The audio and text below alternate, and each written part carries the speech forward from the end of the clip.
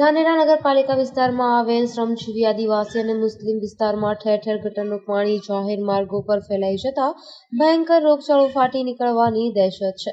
Ward number 3 બગીચા line જૂની state bank સામેના રોડ શ્રમજીવી આદિવાસી અને મુસ્લિમ વિસ્તાર તરફ જતા રોડ પર ખુલ્લી ગટરના કારણે ભરાયેલા ખાબોચિયા મચ્છરોના ઉપદ્રવથી ભયંકર રોગચાળો ફાટી નીકળવાનો ભય છે. સદર ગટરને અડીને આવેલ મકાનની જર્જરિત દિવાલના પાયામાં પાણી ઉતરતો હોવાથી આ મકાન ધરાશાયી થાય તો રોડ પર મોટી જાનહાનિ થવાનો ભય છે.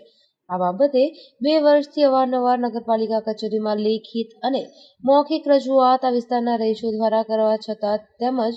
ગત વર્ષ તારીખ 7/11/2023 માનનીય મુખ્યમંત્રીશ્રીના કાર્યાલયને લેખિત રજૂઆત કરેલી ને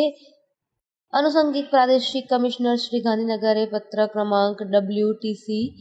2023-9709 તારીખ 2/12/2023 પત્ર દ્વારા ત્વરિત ગટર લાઇન અને દૂષિત પાણીનો નિકાલ કરી ઓનલાઈન સ્વાગત પોર્ટલ ઉપર અપલોડ કરવા નગરપાલિકાને જણાવેલ, તેમ છતાં કોઈ કામગીરી નહીં થતા પ્રિન્ટ મીડિયા અને ઇલેક્ટ્રોનિક મીડિયામાં પણ આ વિસ્તારના રહીશોની વેદના અવારનવાર ઉજાગર થઈ હતી. હાલ ચૂંટાયેલી બોડી ન હોવાથી નગરપાલિકા વહીવટકર્તાઓને રજૂઆતોથી કંઈ ફરક પડતો નથી. તાજેતરમાં પાલનપુર નગરપાલિકા વોર્ડ નંબર 6માં જે રીતે કોલેરાએ હાહાકાર મચાવેલ તે સ્થિતિ અહીં સર્જાય તે પહેલા જિલ્લા વહીવટીતંત્ર અને આરોગ્ય તંત્ર